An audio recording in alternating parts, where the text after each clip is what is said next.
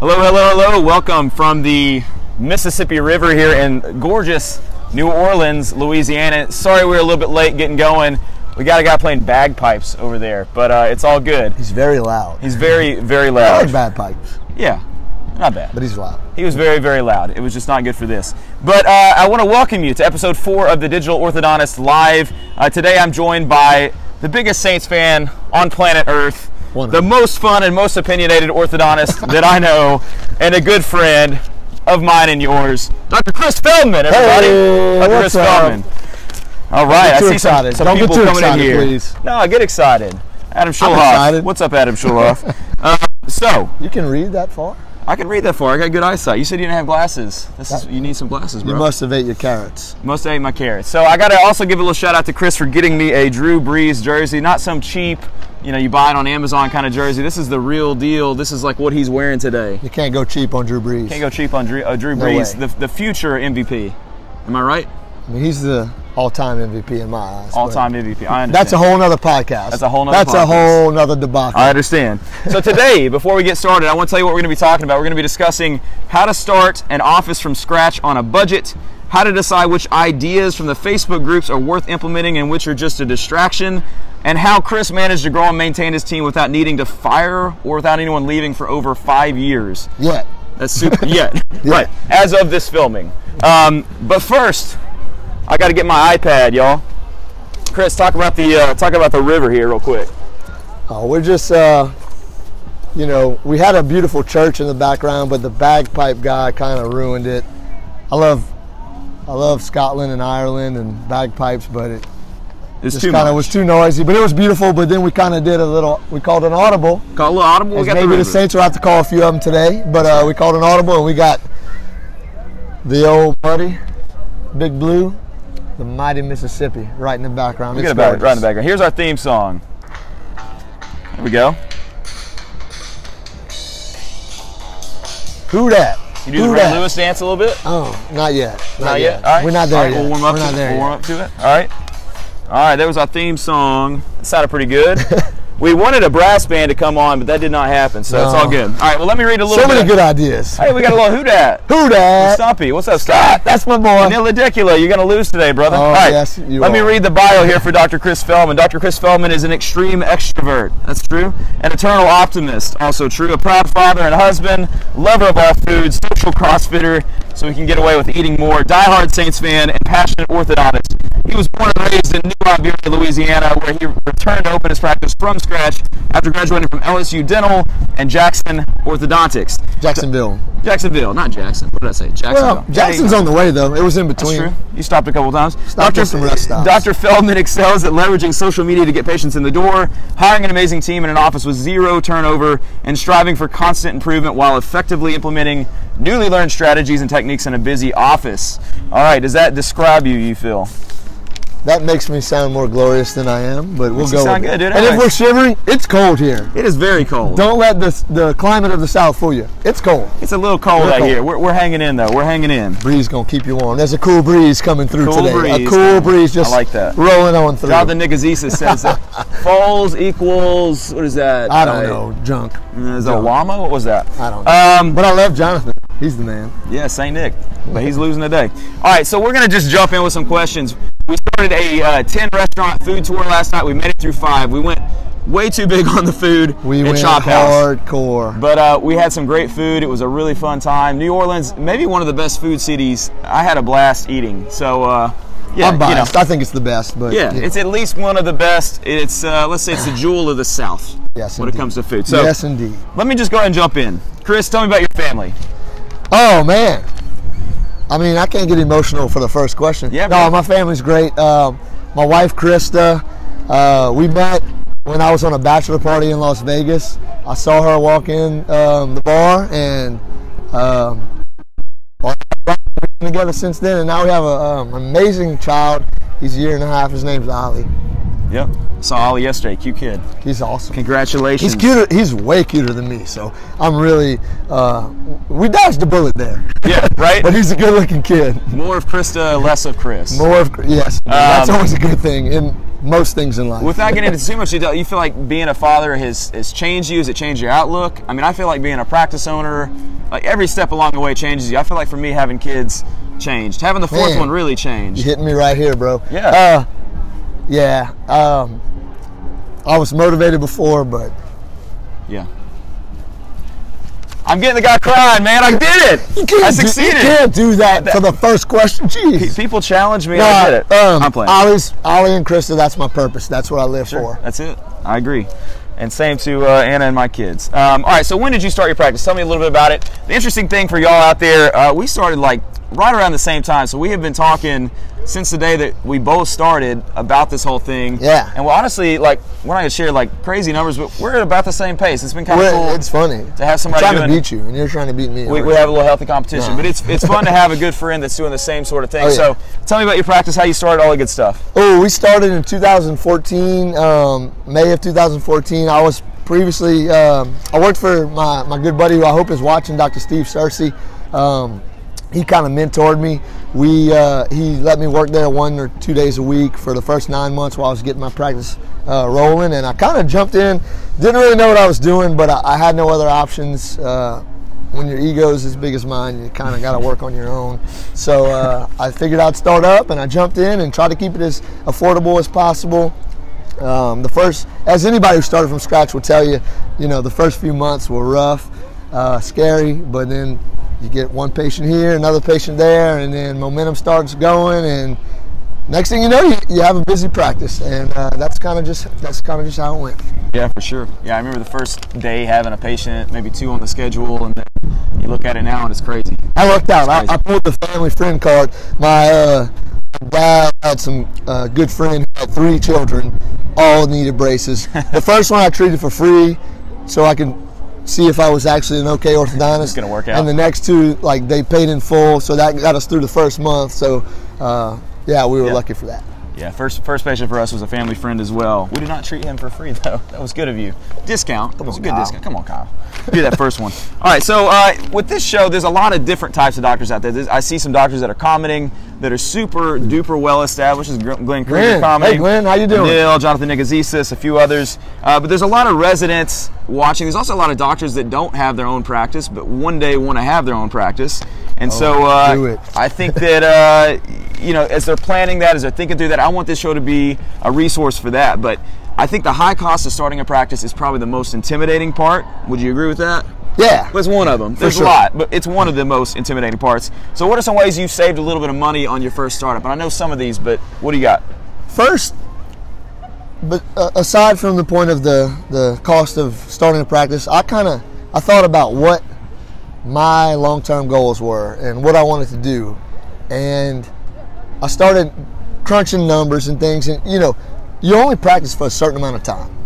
You only have a certain career life, and it's easy to compare how much money you make maybe the first couple years when you start off slow to like what you would make as an associate, or maybe a partner.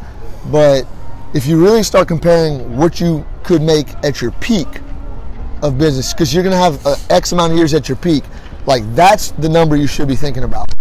And so for me, it was like I couldn't afford not to start a practice. Like I didn't want to waste time. I knew what my ultimate goal was, and whether it was brave or just stupid, I one shot. Yeah, for sure. So specifically, some ways to save money, I would say, for me, a couple things I did that I'll share that I feel like maybe weren't the best ideas was getting a used x-ray machine. I will say I got it from a doctor that's a friend of mine. He might be watching. It has worked fine. 5.5 years in, it's still working. But there's been some times where I didn't think it would. And if you don't have a warranty, you're out of luck. So I realized I didn't even really answer your question. But some ways I decided that I wasn't gonna like cut corners. I was gonna get good products. So most of my products I bought new. I mean, we renovated a office building that was the old doctor's office at a hospital in town, so the rent was pretty cheap. So we lucked out there. But other than that, I mean, I got a new X-ray machine. I got new chairs.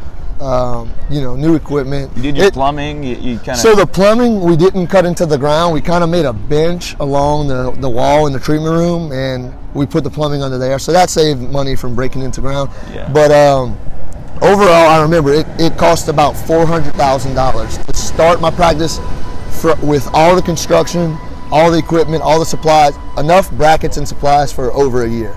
So, and I think that if I would have really been trying to save money, I could have maybe done it for a little under $300,000 if I would have got used products. I kind of think about $300,000 is about what you could do it at, because we did it I think at about $400,000.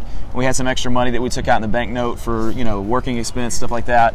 Ways to save money, I would say used chairs is a great one. You can get them reupholstered. Oh yeah, definitely. You're gonna spend some money on the brackets and the stuff you got to get. It's hard to save money on that. I mean, I bought instruments for my co-residents that would sell them, and I did everything I could. But used chairs, I saved a ton of money on that. I would say what not to do used. X-ray machine. I feel like you can get a good digital pan-ceph. Yeah. So the one I recently got for another office we did, it was about $33,000. That's good. For a new pan-ceph. It was a Sword X Crane XD. This is one that Derek Bach put me onto. Derek Bach! Keep count of how many Derek Bach shots Chicago Bears fan. The double doink. Double doink. The double doink. Double doink. Apparently I look like their kicker. We love you, Bach. Love you, Bach. He's handsome. He's a handsome guy. He's a handsome guy. That's a compliment. Yeah, that's a compliment. Bach, what's up, man? So we're getting a lot of good questions. What time does the Bears play this weekend? Wait, never mind. I guess if you watch the replay later. Sorry about that. So a lot of different ways, and so I think when you're planning a practice, I would say don't let the big cost stand in the way. I think, like you said, there's this opportunity cost. I tell people get to ownership as soon as you can, get to doing your own thing as soon as you can, if you want to, and we've talked about that in other podcasts. Look, at the end of the day, we have low overhead compared to a lot of businesses. Even in the expense, I mean, I'm fortunate because in South Louisiana, like the cost of living is really cheap, the rent's cheap. So I guess I might be a little biased, but even in the highest overhead percentage practices, we're still ahead of the game compared to a lot of businesses. Yeah, for sure, no doubt. Let's switch it up just a little bit. Well, not really switching up that much at all, but in starting a practice, here's another question I think that stands in the way is, it's cold. Y'all, it is cold. Like, we should have a coat on. How did you decide what you're going to do clinically? I know that was the thing I was probably most worried about, and it's funny because now I don't worry about the clinical stuff as much. I mean, I want to be good at it. I know you have this goal of becoming like a master clinician. I mean, I think that's most people ascribe to that. Maybe we'll get there, maybe we won't. Probably I won't, maybe you will. But how did you decide? Like, what? Oh, that's easy. My residency taught me everything, and I knew everything from the minute I graduated. I knew how to treat every case, and I wasn't, no problem. And every kid wore their rubber bands from day one and retainers, so there was no issue. So I just had that down. Now, it's funny because when you graduate from residency, at least what I did, I felt very confident, and then when I was thrown into that world alone, it was very scary. Like I said, I had my mentor, Dr. Cersei, there to help me out when I had some tough cases. And these Facebook groups are so vital. You can just share whatever you want. Just swallow your pride. If you need help with a case, ask friends.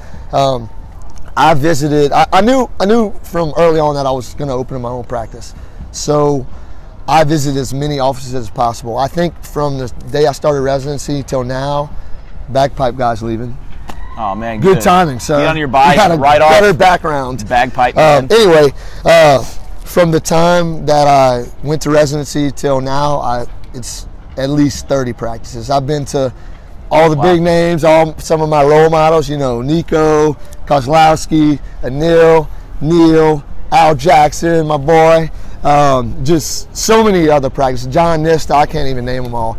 But and then local ones that maybe aren't as much heard of, but great friends and not competitors, colleagues, like Neil likes to say, who opened the doors to me and just taught me what they do. And then once you go there, you can learn a lot of things right on the spot. But then you establish that connection. And you can always call them and ask them, hey, I saw you were doing those anterior bite turbos. How do you do that? Why do you do that? When do you do that? And you got to swallow your pride. It's funny because the ortho world and how you get there, it kind of trains you to be like so self-sufficient and so prideful and so confident. But pride's expensive. And Ben Burris said that, and it's one thing I've always agreed with him. Pride is very expensive. You got to swallow your pride sometimes. Yeah. And it can it can pay itself forward tenfold. Yeah, I totally agree. I mean, I think with the groups, so when I was first starting, when you were first starting, we didn't really have the Facebook groups. I think Ortho Exchange came in maybe 4 to 6 months into starting my practice, so I really did not have that. So I actually based it on FMY Orthodontics, Dr. Merwin, Dr. Miller, now they got Trammell and Buckner, but I basically copied their system. And it worked great for a little bit. I've kind of changed it, but it's mostly stayed intact. Yeah. Since then, I've gotten a lot of wire sequence ideas from, I think it's like Ben Burris. You know, he kind of had like the 14-18, kind of 20-20, and then I go into TMA, that sort of thing, reverse curve. I learned a ton from Derek Bach. That's how I do my phase ones, largely is from that, and so from the pragmatic group, from all these groups. And so I think there's this wealth of knowledge. If you're about to get out right now, you should be able to kind of figure it out. But just know you will change how you do stuff because you'll have to. You'll find what works for you. And look, at the end of the day, you know, you got to dip your feet in all of these techniques. You see them. If you believe them, if you think that they're good, then you owe it to yourself to try it out. But at the end of the day, you have to end up doing what works for you and your style. I know, you know, like when I visited Dr. Kostovs' office, I was blown away. He saw 100 patients a day, and the results were phenomenal. He has OrthoTrack just like I do. So like I went, every patient that sat down, I looked through their charts, and they take pictures at every single appointment. And I was blown away. It was amazing. Cases I thought might be surgical, he's fixing them with rubber bands. You know, I have a little trouble getting some of my patients to wear rubber bands, but so that kind of guides me. Sometimes I have to do more fixed appliances, but you know, it was cool to see. But you have to adapt to how things are in your neck of the woods and how you want to do things and how your practice is going to be. So you got to be humble, but at the same time confident. It's a blend. For sure. All right, I got a game for us, okay? We're going to call this game Who Dat? Who Dat? We're going to call it Who Dat. Who Dat? So here's our song. I like it. Oh, I can roll with that. Time for Ray Lewis? Oh, no. Ray Lewis ain't the Ravens. I understand that. We got our own vibe here. I think we got our own vibe. That Ray Lewis dance. Hey, we got some front row tickets, Kyle and I, in the end zone. So check out the game. Be looking for us. Hopefully the Saints are scoring a lot, and we'll be on TV. You got your list? You got your clues? I think so. Okay, I hope so. I hope so too. Yeah, there they are. All right. So here's what we're going to do. We're going to play a cheek retractor game. We're going to call it Who Dat. So there's a lot of different names for this game. We all know what cheek retractors are, right? But the way we're going to do it is, originally it was going to be orthodontic names, and that was why it was going to be Who Dat. There's some orthodontic stuff. There's some orthodontic names, there's some orthodontic terms, there's some appliances. To be honest, I don't even know what's on your list. So what we've done is, this is how it's going to work. We're going to do 5 clues, and I think we'll do like the fastest to get them both, or we'll do it like for a minute or something like that. I got a timer. I'm already confused, but I'm making it up on the spot. So I'm going to be reading my clues. You're going to have to see how many you guess. Each one that you guess, you get a point for that. Okay. We don't have to use the same cheek retractors, do we? No, we got 2 cheek retractors. That's not OSHA approved. Yeah, come on, man. You know that. Good stuff. Let's see. I'm going to get my clock real quick. Man, he puts in so much effort into these things. This is amazing. We've been talking about this for a few weeks. It's incredible. All right, here's my timer. All right, we got the 1 minute. Well, I didn't put enough time into getting this ready, did I? Okay. Well, you're doing well. Right, so I'm going to put this in. Oh, wrong way. Wrong way. Upside down, bro. Eagle's about to be upside down after today. Whoop. All right. So here I go. Wait, I didn't understand you. I think you said here I go. Wait, it's not in there all the way. Oh. There you go. It is. There you go. I'm not the one that usually hooks these in. All right. It should be enough. Delegation. We'll talk about that later. So I'll start the 1 minute. You'll see how many you get, okay? Wait, what? You got to guess the turn. They're going to have to guess too, all right? Okay. Yeah. There you go. Lip her. Lip bumper. Yes. Holton discrepancy. Bolton discrepancy. Yep. I'm so good at this game. I think you're going to win. Okay. Rapid palo expander. Rapid palo expander. Come on, pal. Brees is the GOAT. Drew Brees is the GOAT. Temporary handkerchief device. Temporary handkerchief device. Okay, that's way too easy. All right. That was 31 seconds. I should have went faster. Okay, I see what you're doing there. All right. All right, I got sure. This is a completely different set of retractors. I don't know if I got a chance. I love Kyle, but not that much. Yeah. I'm gonna just call her out really slow. No, that'd be cheating. So no, I don't cheat. Just try and do it at a reasonable tempo. Wait, it's this way. No deflate gate going on here. No. Are you serious? We got a steamboat playing music. Steamboat. All right, I'm gonna start the timer and you do them, okay? All right, here we go. Right? Buckle root torque on the upper twos. Buckle root torque on the upper twos. Reverse curve of speed. Reverse curve of speed. You have to say it like this. Reverse curve of speed. Okay. Derek Box Bears double doink. Derek Box Bears double doinks. Double doink. Okay. Minimum of maintenance equals maximum efficiency. Say it again. Minimum of maintenance equals maximum efficiency. Minimum appointments equals maximum efficiency. Yes, it does. And yours are long, bro. Yes, it does. Sorry. Last one. Okay. Who that said they gonna meet them Saints? Who that said? Meet them Saints. Who that? Very nice. Very nice. All right, Chris, you won that, but you also went. You had like these like long encyclopedias. But congratulations to our winner, Dr. Chris Feldman. In the background. I love the. Yeah. Here's our song. Who that? Who that? Who that? Who that say they gonna beat them Saints? I'm trying to read some of these things. Oh right. Man, I like you guys. Y'all are awesome. So let's jump back in here. Chris, are they playing Mystical? That's one of my favorite rappers. It's PG-13 or maybe rated R. All right, we'll move on from the mystical questioning. Let's go. Speaking of who dat, you are a huge Saints fan. Yes. You've told me your story, and I think it's actually a better story than people might think as to why you're a fan. Yeah. But why are you a fan of the Saints? Well, the first is that I tend to be a little obnoxious in lots of life endeavors, so there's that. But actually, it's kind of a little personal to me. It's more than just football to me. When I went to dental school, it was the year after Katrina hit, and the dental school got flooded, so we had to go to Baton Rouge, which is about an hour away from New Orleans for the first year, but still they had that New Orleans culture kind of infused because a lot of the employees had to commute from New Orleans to Baton Rouge. And I was always a Saints fan, but not like really into it as much as I am now. So when I moved to New Orleans the next year to go to dental school, I started going to all the games, and it was amazing to see how like Drew Brees and the Saints starting to win started kind of uplifting the culture of, like uplifting the mood and the spirits of New Orleans, because honestly we were one of the worst franchises in the league for many years. But to have them win, it really didn't change much in the city, but brought them up a little bit. I would say this, anybody who's in a sports city so like Memphis, for example. Memphis is a city that gets really beat down a lot. There's a lot of negative things said about Memphis. I like Memphis. And it was a great city. But when I first moved there, it was all about the Memphis Tigers. Then we had Calipari leave, and it really was a bummer. So the Grizzlies kind of came in and really lifted that city. Yeah. And I'm telling you, when you got a team and the Saints probably even more so, but when it's like the playoffs, when it's the Super Bowl, the entire city is all about it. Oh, man.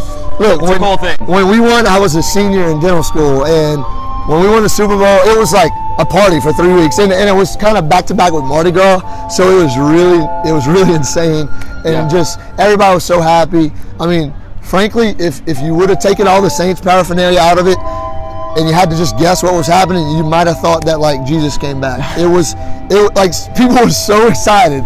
It was a fun time, and then after that, I moved to Jacksonville, Florida, and that's when my love for the Saints really grew. When I went to residency, we lived pretty close to our divisional rivals, close enough to drive there. That's loud. But it was cool because I learned how to travel. Like, I was always such a Louisiana homebody, but when I learned how to get out of my comfort zone, like the Saints were a big part of that because I went to a lot of away games, and I actually got to work for the Saints team for a couple, about 6 or 7 games on the sidelines, and that was just an amazing experience. So it makes it feel a little more real to me. Win, lose, it's all fun, but I just love the Saints, and I love what they do, and it's fun times. Sure. Well, it's fun to not suck. We will be cheering them on. My beautiful wife Anna made some signs, and we'll be front row of the end zone, so be looking for us. She did a glorious job. I hope that we make it on TV today. Thank you. So I do want to get into this. I think this is one of the most interesting things about you, and I did not know this. Super impressive. I don't know how many people can say this. Not bad. How have you had no turnover in 5 years? And you've not fired anyone after the 90 day? You've not had anyone leave after the 90 day for 5 years? Yet, it's amazing. We've had like 2 or 3 people that we thought might be a fit, and we hired them for like a week or 2, and then just realized it wasn't. Which, that's one tip: fire quickly. If they don't work out, let them go. But I don't know. I think part of it was luck, to be honest with you. The first 2 employees that I hired were just amazing and just so loyal, so dedicated, and they were just as fired up as I am. Yep. And kind of just started rolling from there. We've kind of just brought that culture into every single team member that comes in. They kind of see what it's like, and they know, like, it has to be like this. It's not going to change. You're not going to change it. You have to adapt to this, but my team, they're such great people.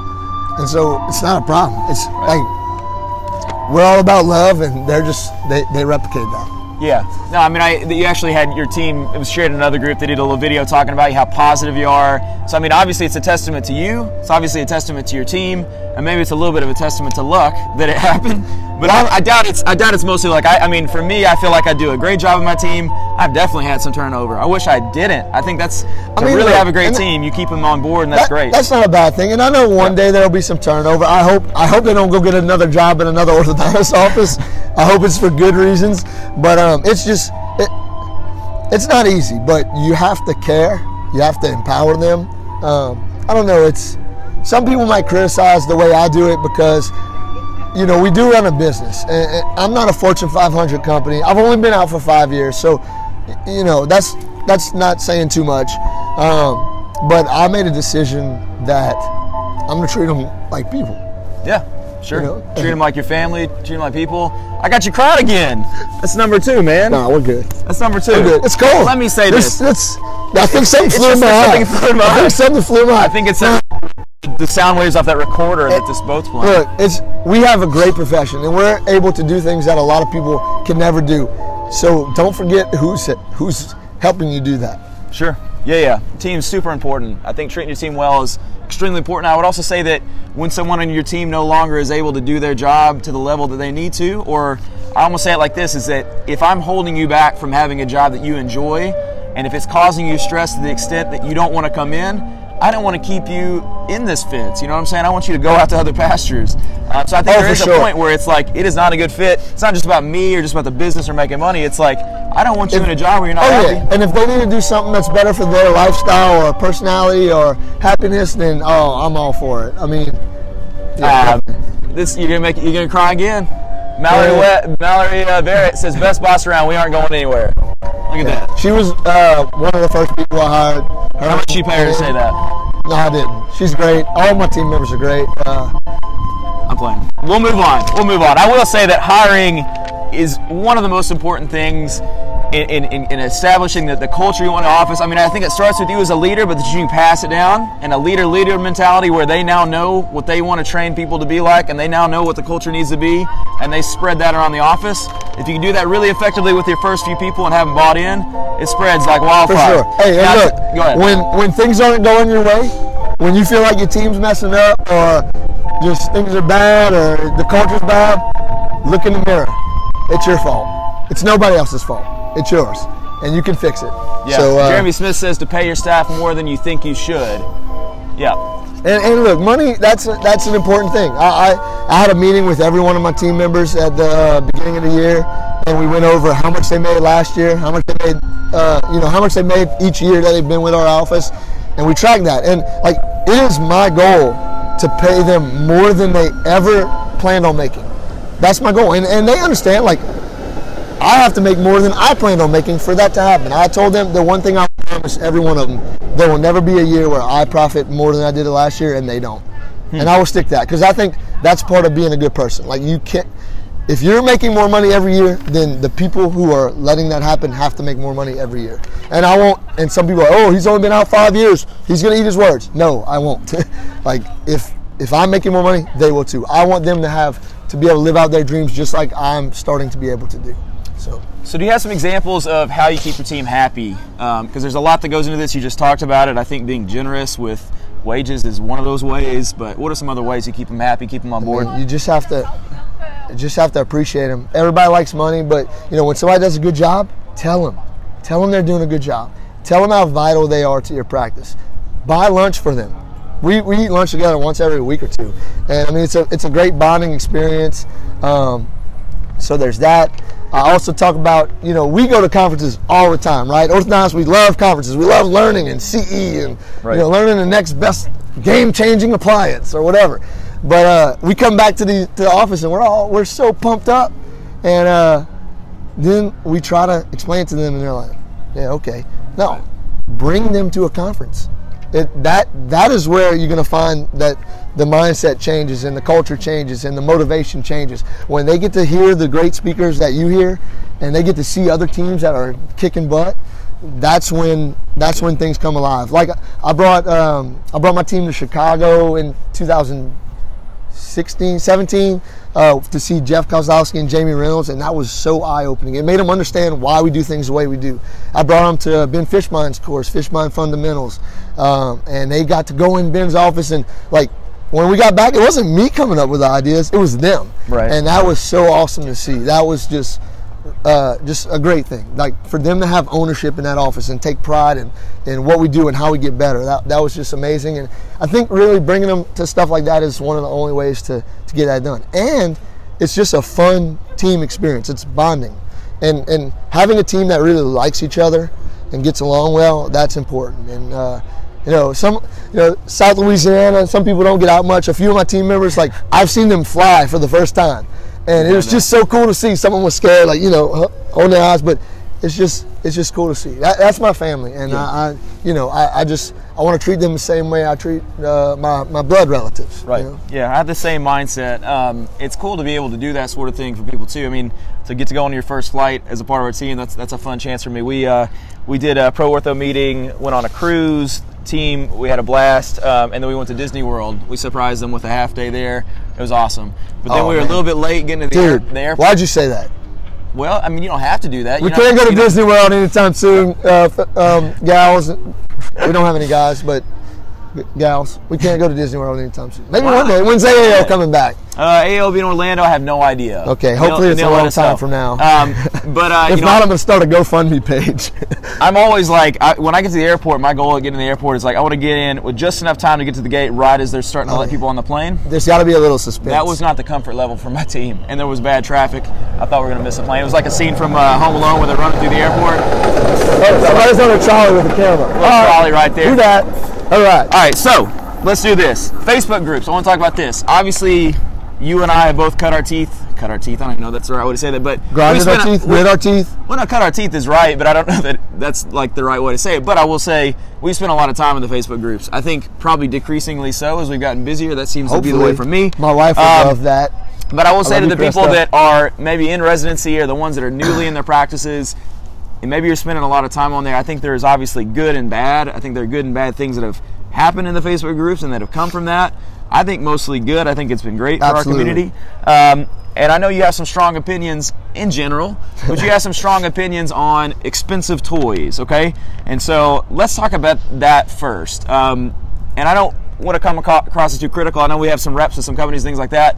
This is you. We hate reps. No, I'm joking. I love my reps, and I spend good money on good stuff, and that's cool. And my comfort level on what I think is a waste of money is not going to be the same for you or whatever. But there is a lot of talk, and there's a lot of people pushing products. I mean, that's the way the world goes. Yeah. But what are your thoughts on some expensive toys and just as advice? I think at the end of the day, you just got to trust your gut and be. You always want to do what's best for the patient. You don't want to cut corners there, but you also have to be business minded and business oriented. If somebody tells you, my rule of thumb is, if somebody tells you that there's a game changer out there or a heavy hitter that's doing this, that's how they're selling it, it's probably not the real deal, because the real deal sells itself. But you have to know what you want and what your area is like. For instance, aligners. That's the craze these days, and I love aligners. I took Jonathan and Maz's course, loved it. I'm doing everything I can to learn how to be good at aligners, great at aligners. But I think there's like a lot of hype around it where it's like you have to talk your patients into doing it so you can be more efficient.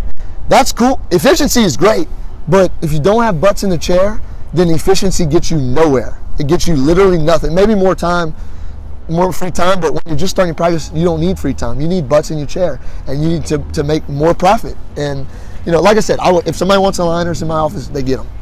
But if somebody wants braces in my office, they get them. I hate to just talk about aligners, but it's everything. It's appliances. You have to learn what's good for you. You have to learn what works with your practice. If you live in a town where you know, a lot of the parents are very involved in the home life, and they might be more likely to wear their rubber bands than others. So you might do less fixed appliances in there, and vice versa. It's just different. I think society is changing a lot. I think that kids are on their own a little more. So I'm going more towards non-compliance appliances if you want to get to class 1, which is important for me. Sure. But you know, you just have to trust your gut, and don't think you have to do something that's more expensive because it's going to bring patients in the door. At the end of the day, what brings patients in the door is how you make your patients feel.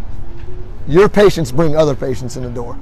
We could talk about SEO, websites. I know that's your end of things. We could talk about Facebook. We could talk about social media. We could talk about appliances. We could talk about what type of brackets you use. All that's good. All that's fun.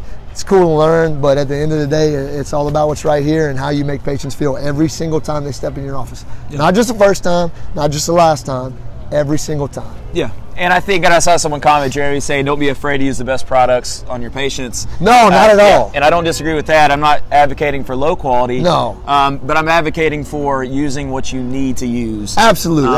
And so, like, one of the big ones is 3D, CBCT. Exactly. And for me, the jury's out on that. It might very well be that, and probably it will be in 10, 15 years, we look back and like, I wasn't practicing on the CBCT. I don't know if that's going to be the case or not. I just know that I'm able to practice with a Pan and Ceph. I have 3 different offices, so if I then had 3 different CBCTs, it gets expensive. It gets very, very expensive. So I would say to someone out there, when you're trying to decide what you need, what you don't need, there's some things like a laser, not crazy expensive, but like I don't necessarily use it all the time. I'm getting hyped up. You don't have to get like the $6,000 laser. No. There's other things you can do. Well, it depends on where you are in your practice life also. Like if you're busy and you got money coming in and you're out of debt or getting close to being out of debt, and you want to do that, do it. If that's going to make your life better and make you feel like you can treat your patients better, do it. But if you're coming out of school, don't feel like you have to have this top of the line product just so you can get patients in the door. I'm not saying that to cut any corners on things that don't work correctly, but you don't have to have the most expensive bracket. You don't have to have that. Patients don't know. Yeah. You have to be a decent orthodontist, and look, like I said, I'm striving to be the best that I can be. You know, I go over all my cases, and they need to get. I see every single case I finish. I'm like, oh, could have done that better. Could have done that better. But it's not because of the appliances; it's because of experience and time. And, you know, for sure, I agree with that. For sure, patients not wearing their rubber bands. I like Glenn saying, with technology, don't be the first, don't be the last. I think there's probably some truth to that. Well, somebody has to be the first. But someone's got to be the first, and I'm glad blazing that trail. I would say on 3D printing, I was one of the first, not one of the first, but I was in the early little zone. And I feel like I was too early. I don't think the systems were in place. They're probably more in place now, and I think in a couple of years, 3D printing will be the sort of thing that we're all in on. But 3D printing is something like, if you're starting a practice from scratch, you don't need a 3D printer. That's a great example, because I have a 3D printer and I love it, and my team loves it, and it works very well. But I don't think any patients didn't come to us because we took impressions. Right. You know, so if I was just starting out, I would not get that right now. Right. That would be a goal for the future. But you can still make great retainers with impressions. But I like when technology actually fits with taking care of the patient and providing better customer service. So 3D printing is a great example that it eliminates something that almost everyone hates, which is getting an alginate impression.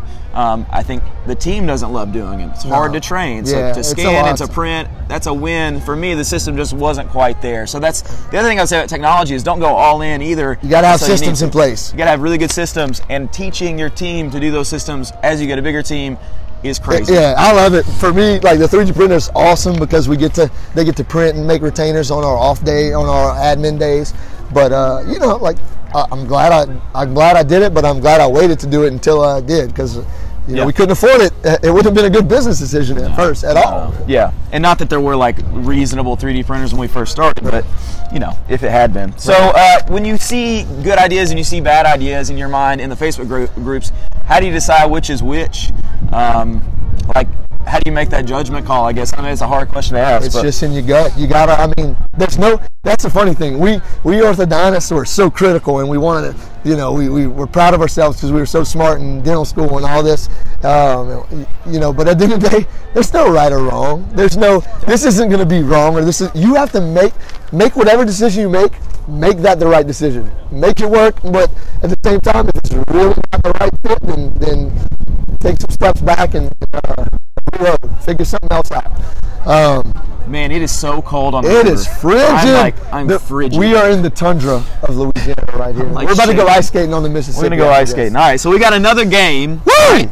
This is, what is the name of this game? What is it? This is called Eat It. All right?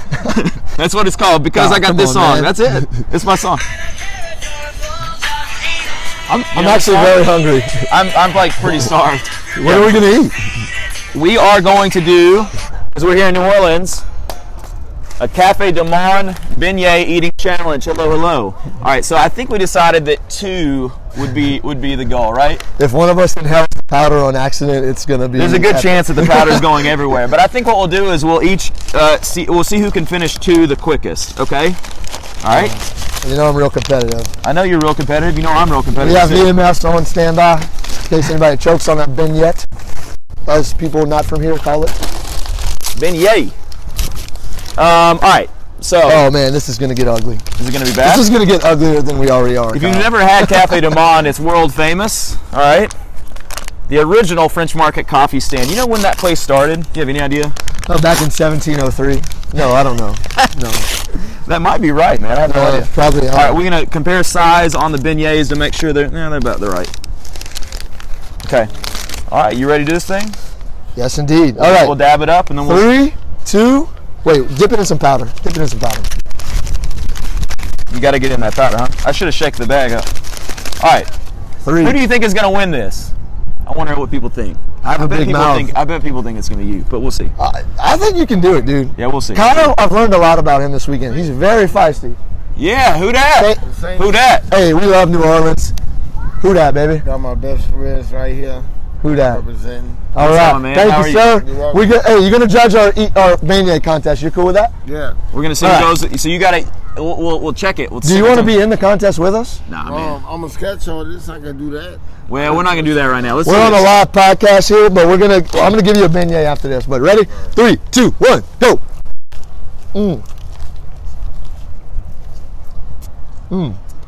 Well, we'll go. I'm going to hurt you too. Oh, thank you. I'm going. Oh, man. This is fucking hard. Sorry. This is fucking hard. This is hard, man. Let's just do one. What do you want? What do you want? What do you want? Can we drink? Yeah, we can drink. We're going to polish it up with some hand grenades, but they weren't open. It's not easy. You are, man.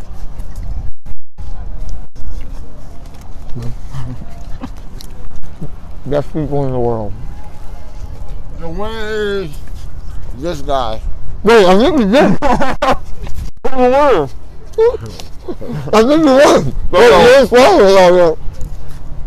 This is really hard to see. I'm out of here. Hey, God bless you, man. Thank you, man. God bless you. Right. Yeah, you got that. Who's that, baby? All right, man. Who's that?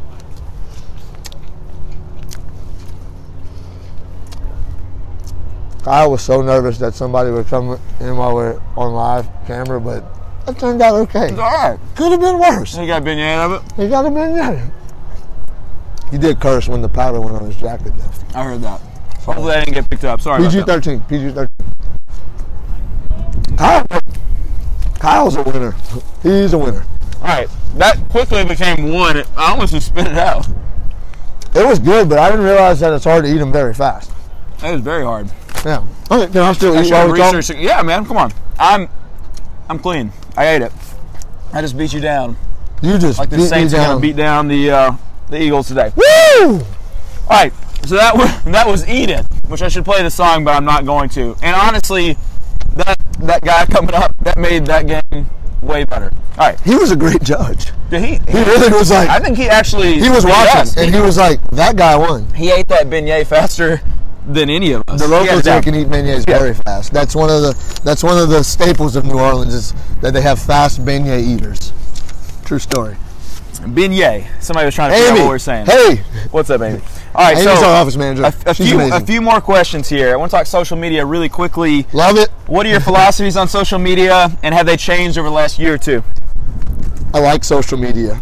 It's good practices. Yeah, sure. No, social media is great. I think some people get the false idea that like it can like automatically bring patients to the door just if you do social media. Yeah. But you can't just do social media. Social media is there to amplify what's already happening in your office. So like if you're making patients feel great in your office and you leverage social media correctly, it makes it so much easier for their friends to see that they're at your office. So I think it's changed a lot, the algorithms. I'm not the tech guy, you know, I leave that to you. But I think the algorithms on Facebook have changed so that your business page is showing a lot less people your posts. Sure. So even if it's a great post, you work hard on it, like no one sees it. Maybe your grandma and your mama and like people who finished treatment 3 years ago. But the whole point of doing social media is you want more people in the door. Yeah. So we try to focus on getting our patients to post about us. If you can make patients love you enough to post about you, all their friends on social media are seeing it. And that's what we kind of work on. Yeah, brand advocacy. I say it's the holy grail of That's hard marketing. to say this morning, Kyle. Brand advocacy, yeah. So that's the holy grail. That's what you want. You want people talking about you. Got powder all over my shirt. It's all good. I'm looking like a drug addict. What they say goes a lot further than what you could ever say about yourself, right? So sure. I would also say on social media, absolutely, organic reach, we call it, is down. Paid reach is down. So you pay, you get less than you used to. I think they were actually faking some of those numbers. They admitted some of that. I ain't paying for that. So we'll do a little bit of that to kind of get that out there. It's like you get you prime the pump, if you will, to kind of get more people to see it. There's a lot of ways to do social media. We're not going to go real deep into that. I think you and I probably both agree that a lot of focus is sort of I finished my beignet. Sorry. That was great. I think you lost. I'm done. A lot of focus is shifting over towards Instagram from Facebook, but there's still good stuff on both. Yeah, and that's another thing. Like where you're at matters. Like I know Dovey crushes it with Instagram. Yeah. LA might be more Instagram savvy, but I think in South Louisiana, Facebook. The moms are there, and that's who's making the treatment decision. So that's for me, Facebook's still king, but you know that could change. We're getting into Instagram too. It's hard. That's hard work. Yeah, it is hard work. And I think probably there's people out there that do really well with like Pinterest or other things. I think though mostly Facebook and Instagram. There you go. Finally finished. Feeling good. That was a game called Eat It. All right, so let's see. This is fun. I don't want to. Of course, this is fun. It's just so cold. Powder on your lip. Good job. All right. We got it. Well, it's because I was beating you in that game. You crushed me, dude. You had a little sugar here for about 3 or 4 minutes. Too, I'm pretty hurt about it. I'm pretty upset about it. It's all good. You can get me back. All right, so you see a lot of patients in a day. I won't give the exact number. You see more than I do in a day. It's about 700. It's about 700 a day. Give or take a couple hundred. No, but if you're in this range of 70, 80, 90, 100 patients a day, certainly there's guys and girls out there. There's amazing doctors. I mean, I had Amanda Gallagher on the show. She sees She is one of my heroes. She's killing it. She is awesome. So she's doing more than I'm doing and probably ever will be doing, and more power to her. But and she just had a child. And she just had her third child. That's impressive. Beautiful little boy. But if you're seeing 70, 80, 90, 100 in a day, we'll use that as a general statement. How do you ramp up to that? Like, what changes do you make? How have things changed? How have you adjusted for that when you're seeing those numbers of patients? I think first is you have to train your team properly. Make sure you give them the tools to be able to make decisions and think on their own. Right. Not saying that you don't check everything, that you don't prescribe everything, but they're not robots. They're people. They're smart people. My team's really smart. I hope your team is too. But, you know, they can think on their own. They can see that if the bite's still deep, then maybe, you know, they know Dr. Feldman likes to do a reverse curve in the 1925 9 tie or something. Yep. You know, so I think training, motivation to think on their own, it comes down to the team. But it's funny because it's kind of like, it's almost like working out. Like, you know, if you start working out and you can only lift, like let's say I only lift 400, you know, and then I lift that a few times and it's hard, and then next week I can lift 500, and it would have been hard the first week, but you just kind of have to train that muscle. So it's funny because every time we ramp up and seeing more patients, I get kind of flustered, and I'm like, oh my God, are we going to need an associate, or am I going to need to work more days, or do I need to do something better or different? But it's like you have to just get comfortable in that. Drew Brees says it. You have to learn how to make being uncomfortable comfortable for you. Yeah. And it's funny because like after our meeting we had in the beginning of January, like everybody is on their A game, and we're seeing just as many patients as we used to, but it's so much easier, and I'm not cutting any corners. Like I feel like my patients are truly getting a better service now when we see 80, 90, maybe 100 on a crazy day patients in a day compared to when I was seeing 5 or 10 patients in a day. So I think you have to have that, get that out your mind, that like more patients equals worse work, because that's not true. It's only true if you make it true. So right. You just have to learn how to delegate, learn what the assistants can and can't do correctly, and implement great systems. And like I said, like Jeff Kostovs, that dude's like my hero. Yeah. I'd said Amanda is too. I have a lot a heroes. You got a few heroes. It's all good. Yeah. There's a hero. That's a good song. It is a great song. Sorry I don't have it. No, but it's just when you see an office that's doing it, you realize like, yes, I can do that. I'm not that good yet, but I will be. I will fight to be that good. I will be relentless. I will make sure that I'm getting better every day, and it becomes easier and easier and easier. And I tell my team, I'm like, if we all think ahead, we can make this so much easier. If I put the brackets in the right position, if you don't jump up in wire too soon, and you understand that maybe we just tie this in tighter. Tell Dr. Feldman. I'm always checking the patient before they leave, but my assistant, when they know like, okay, we can't go to a 1925 9 tie now because there's still a rotation in that lower incisor. Right. That makes things go so much more smoothly, and you can do better work easier. So sure. Yeah, one thing you said that I like, and this is maybe just within the last 6 months. I was rambling, I'm sorry. You got to ramble. This is a talk show. I'm hyped up. So one thing that I read is, I don't remember who said it, but it said to treat your team the way you train them like you are training like a resident. And so you remember in residency, you had the doctors that were really good about that. They would show you how to do what you're going to do. They would stand nearby, but they'd let you do your thing. And I think that's the way that we need to approach training an assistant. Not that we're training just assistants, we're training like little residents. We're training like doctors working off. 2 pairs of eyes. Like there's plenty of times where like I'll finish, I'll be like, okay, that's what we're doing for today. And my assistant will be like, well, don't you think she needs class 2s on the right side? And I'm like, yeah. I was just seeing if you knew. Yeah, of course. Yeah, good. No, yeah, that's great. You 2 found sets of eyes. I like that. I like that idea too. So I think though that there's too often, and I can't speak for every doctor, but doctors that they just don't take that plunge. They feel like they're supposed to check everything and be in charge of everything and do all that. But I think the best thing, what we should be working towards, and I need to get better at it, is when I come up to the chair, they already have an idea. Just like in residency, you're like, all right, what do you want to do, Dr. You should have it planned out. And look, I know there's probably somebody out there like, all right, he should see the patient, but first thing and right before the patient leaves and all that. Like, no, that's I don't know that anyone sounds like that out there. They don't talk like this. Most of them do. Most of the grumpy people talk exactly like this. It's my team members know how to tie in wires better than I can, and I'm okay with that. Yeah, no, there's a lot of things. I'm proud of that. That's a great point too. There's a lot of things in the office they do a lot better than I could ever do. Absolutely. And that's another beauty of delegation, is you'll find that people, it's not only that they can do it as well as you, but they can do it better than you can. Look, and it's the nature of the beast. Like getting into our profession, like it has trained us to be so confident and put such a high value on what we can do, and pat ourselves on the back. But sometimes you forget, like there's other smart people out there that can do things just as good, if not better than you. For sure. All right, so let's move on to the TDO top 5. Oh, great job. We're coming down to the end. We got about 5 minutes. Sorry we were a little bit late, so we're a little bit over the hour, but that's all good. And if you're watching this later, this is so fun. We're making great time. We can do this until 3:30. I just wish I had some sleeves. Dude, you need some sleeves. I've literally turned the color of pink. Oh my God. I know. Oh my God. I'm going to make it. All right, so a little bit of a lightning round here. So quick answers. Number 1, if you weren't an orthodontist, what would you be? It's funny. I've never really thought about that until you told me to think about that. Yeah. Because when I was 12, I said, I'm going to be an orthodontist, and I just stuck with it, and by the grace of God, I'm here. But I think that if I really put my mind to it, maybe I could be a football analyst, and even more fun than that, I would love to be a DJ. Yeah. DJ Feldini. I think you could be like a defensive coordinator. But DJ, I like offense. All right, offensive coordinator. Fair enough. But yeah, DJ. That would be so fun.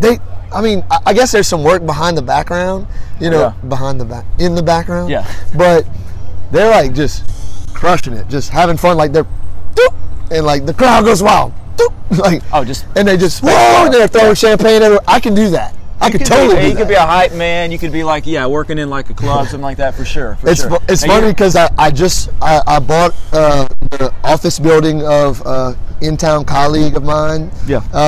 And we're doing some renovations. And I'm literally putting a DJ booth in there with a mic and some turntables, and I am hyped up about it. I can't wait. Somebody's Sally just got her braces off. You know, wear your rubber bands. It's gonna be so fun. That'll be awesome. That'll be awesome. I know Cole. There might be some hipper things involved with that, but we'll figure it out. We'll figure it out. We'll work through it. So I want to hear you scratching some records. All right, in 2 to 3 words, what is your favorite thing about being an orthodontist?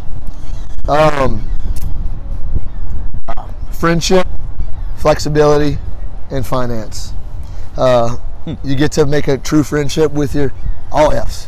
It's coming on. Feldman. All F's. Feldman Orthodontics. Yes, Feldman Orthodontics. The triple F. Friendship, finance, and flexibility. No, really. You get to make friends with so many people. Yeah. You know, it's funny because we put ourselves on this high pedestal. We get to inspire people and all this stuff. But guess what? My patients inspire the heck out of me. So we get to be inspired by these young kids that just have a totally different perspective in the world as we do from what adults do, have been through all the stress and this and that, but we get to see it through the eyes of children a lot. That and then flexibility. We make our own schedules. Like Jeff might have to pay me for this, but this dude, like, he gets it. This dude works like 11 days a month, has a great life, and does great work. And like, you don't have to work 9 to 5 Monday through Friday. You do not have to do that to do great work and to be a good orthodontist. So I've learned that, you know, manage my schedule well, and you know, don't work like you work so hard to make money, and then you start making money, and then you're working too hard to enjoy your money all your time. Yeah, don't lose sight of why you started doing this. And my son, he's wild right now. He's 1.5, and he runs around the house, and it's so tough taking care of him. God bless my wife; she's amazing. But I get to spend more days chasing that little dude around the house, telling him not to throw things or tear into this or don't kick the dog, and things like that. For sure. All right, lightning round. What's the one thing you wish you'd known sooner as a resident? I knew everything as a resident. So. No, just go with your gut. I mean, I keep referencing how confident we are in ourselves, but it's funny because I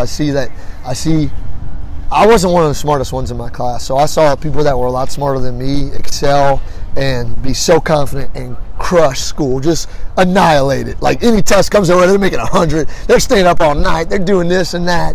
And I smell marijuana in the background. I do too. New Orleans. I see the guy smoking it. Yes, he is right behind the camera. He sees me. He is here. No, I'm joking. Anyway, sorry, Kyle. So, and then they do that, and they get their #1 in the class. They get all these awards, and then they're an orthodontist, and they're crushing it. And then all of a sudden, the confidence just leaves them, and they forget to talk to people. And they forget. They like, what should I change this wire, or what should I do? My office manager just went on a 5-day bender, and I don't know what to do. Well, you know what to do. Come on, you're smart. You're one of the smartest people out of all of your friends, probably, and you've excelled in school. You've excelled in every aspect of your life. Don't like crumble at the finish line. Yeah. So just believe in yourself. Believe in your gut. Like, yeah, and be confident. Yeah, there's a reason why you got here, and also, it doesn't matter that you may make a bad decision. You can always recover come back from that. So make mistakes. A lot more that we can say. This is a lightning round, though. We're just lightning. There's no lightning about lightning. But yeah, a lot of good stuff there. 2 more, real quick. Let's do it. Just give me names on. I don't even want it to end. Who is your Who is your biggest influence? My dad. Your dad. And I'm gonna get you crying if I talk about your dad.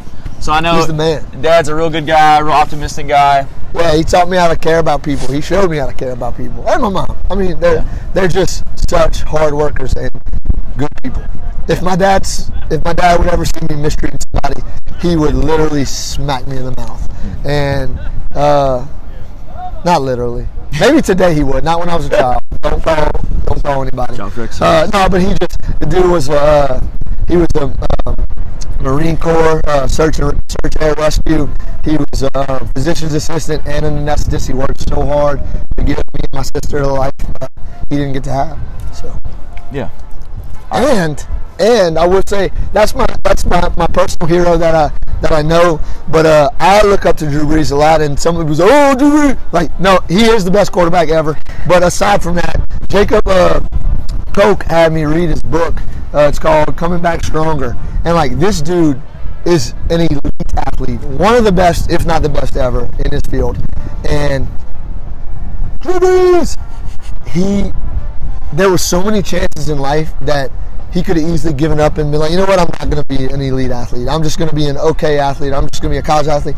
But he was so relentless. He wanted to be the best. And no people told him he couldn't do it, and he didn't even tell him to kick rocks. He showed him. Every single step of the way. The dude, I mean, he's had so many injuries, this and that, so many people not believing him. He came to a city that was crumbled and had the worst NFL team in the NFL, the worst franchise in the NFL.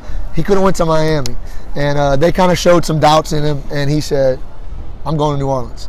And he went, and he uplifted this city. And the dude, he's a great father, seems like a great husband.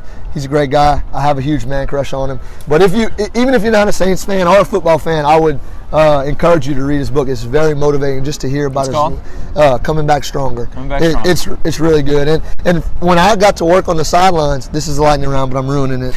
But when I got to work on the sidelines, I kind of paid attention to the way he did things. And the dude does the same exact stretches, the same amount of reps of warm-ups in the same spot on the field at the same exact time every single game, year after year.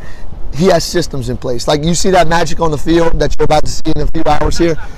It doesn't just happen. He works for it day in and day out, and he has systems in place. And I think anybody in any career or endeavor can kind of learn from that. So I admire that a whole lot. I think it's cool. He's still not as good as my dad, though. Right. Yeah, your dad's first, your mom, and the Drew Brees.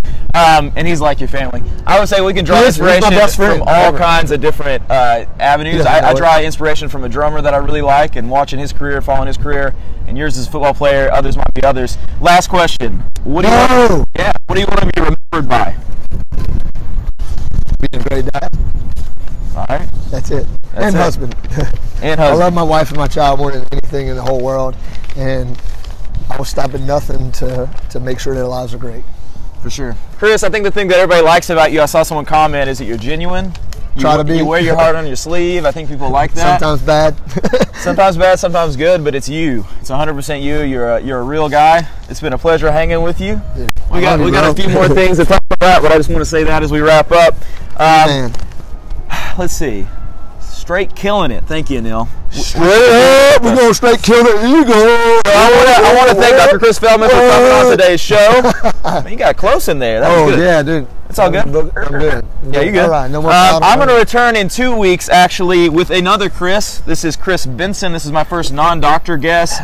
Chris, I like him a lot. Chris is a very, very smart guy. One of the few people I know that it seems like everyone likes and respects. He's very and values the opinion of. He stands in the middle of all this in a way that he knows what's going inside and outside of a lot of practices, a lot of industries. His first name is phenomenal. His first name. He has a great first name. He also has red hair, which I also like.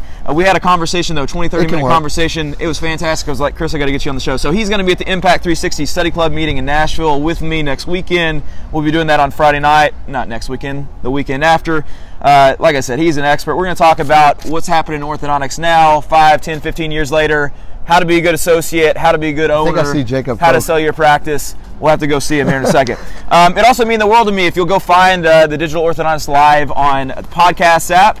And if you will there he is. Go give a 5-star review. Cook! What's up, my friend? Who that? He's coming over. Come on. So go give a 5-star review. Go like that podcast. And also, as I promised, I'm giving away some AirPods. So one second. We got to get Jacob Cook. That show. Dude is a genius. Yeah, that dude is so brilliant and so humble. You better run. All right, so AirPods. So I did a random drawing. There he is. What's up, my friend? And the winner of these AirPods, this is for people that went and invited people to this group. Thank you for doing that. Or they went and liked our podcast, or they gave a 5-star review. You get some AirPods, and the winner was Debbie Parnes Herman. So Debbie, I'll get these to you.